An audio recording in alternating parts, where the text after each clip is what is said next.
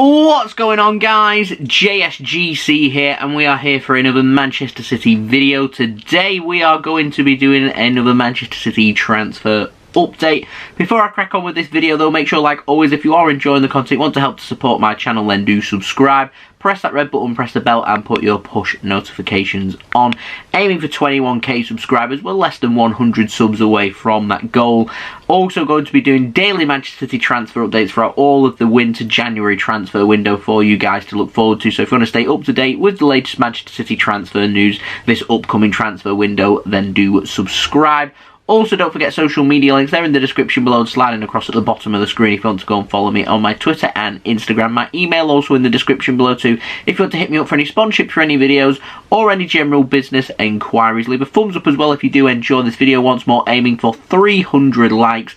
And also, don't forget to let me know your thoughts in the comments below of what you made of these transfers. I'm always addressing what you do have to say with regards to these transfers. Without further ado though, let's crack on with this video. We're going to start off like we always do with the outs, and we've got an update on Pedro Porro. Now, the latest on him, Ojogo over in Portugal is saying that Sporting Club de Portugal, they now cannot afford to sign him. Because of that, there is now interest coming from elsewhere. That includes Real Madrid, who are interested in signing Pedro Porro. Not too sure what the finances are involved with Sporting CP and why they can no longer afford Pedro Porro, but it doesn't surprise me that there is a lot of interest from around Europe with him. Now, I just wanted to put a suggestion out there because he is a fullback, and Manchester City will more than likely be looking at fullbacks in one of the transfer windows.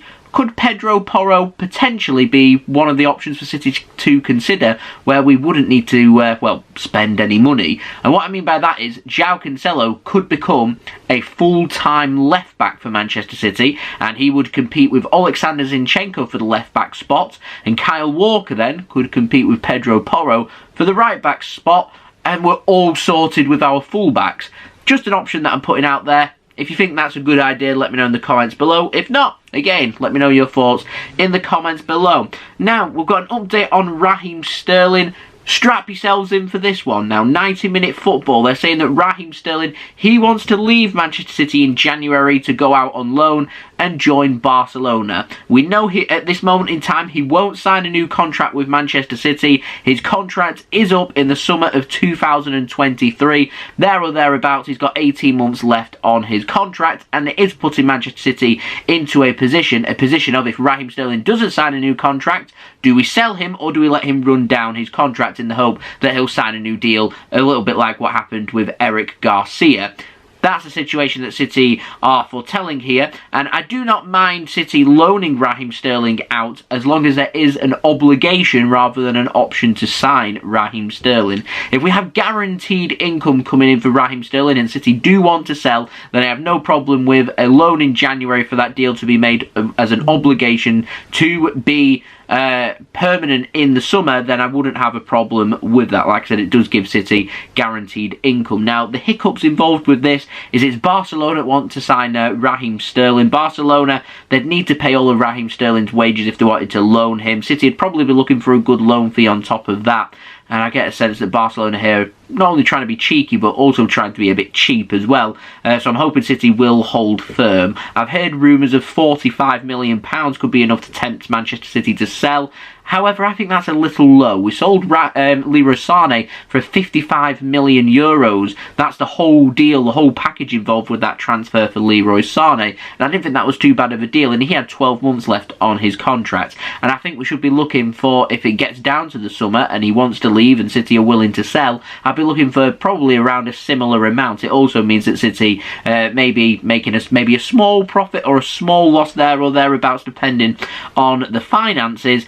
To be honest, I'd probably be looking for, what, £60 million if we could get close to that, with him having 18 months left on his contract. That's what we'd be looking for. The City face a problem here, because if Sterling does leave, he'd need replacing, and we'd need a homegrown player to be brought in. He's an English player. It complicates matters for us in terms of our homegrown quota. So yeah, I do have some doubts about City loaning Raheem Sterling. I just don't see that one happening. Maybe if a suitable bid comes in and Sterling makes it clear he wants to leave, then that may happen. But City got a big game coming up against PSG. Raheem Sterling scored in his last game. If he starts in this game and gets himself another goal, who knows what might happen for the future. This is, of course, all just speculation. Now, moving on to the next update, we've got an update on Oleksandr Zinchenko. Now, the Northern Echo up in Newcastle and in the northeast are saying that Newcastle United are interested in signing Oleksandr Zinchenko in an ambitious move. They're waiting to see, though, if Zinchenko can force his way into the Manchester City team first before thinking about making a move, as they believe that he isn't close to forcing his way into the Manchester City team and may want to search around for some more first team minutes, and that's where Newcastle would step in. Now, if Pedro Porro does decide to leave Manchester City and City do decide to look for a fullback, there is every possibility that if a club does come in with a suitable offer and Zinchenko makes it clear that he does want to leave to pursue first team football, then this transfer could well happen. So this rumour doesn't surprise me at all. What I want to put to you guys, though, is if Zinchenko was to be sold to Newcastle, how much money would you be looking for that transfer? It's a very interesting one, because my immediate thoughts were towards like 20-30 million pounds. With the current COVID market, though, might it come down a little bit? On the other hand, he's used to the Premier League. We've got a rich team coming in who have a lot of money and pretty desperate to stay in the Premier League as well. And to me, Zinchenko does improve the quality of Newcastle United. He's also, in the grand scheme of things, very young, so there's a lot of sell-on value there. So that will come at a price. So is 20-30 million pound maybe a little bit low? Is it about right? Is it too high? Let me know in the comments below with your values. Now, moving on to the end, we've got a quick Dusan Vlahovic update. Now, Alan Nixon says Manchester City, they admire Vlahovic, but they are not desperate to sign him this winter.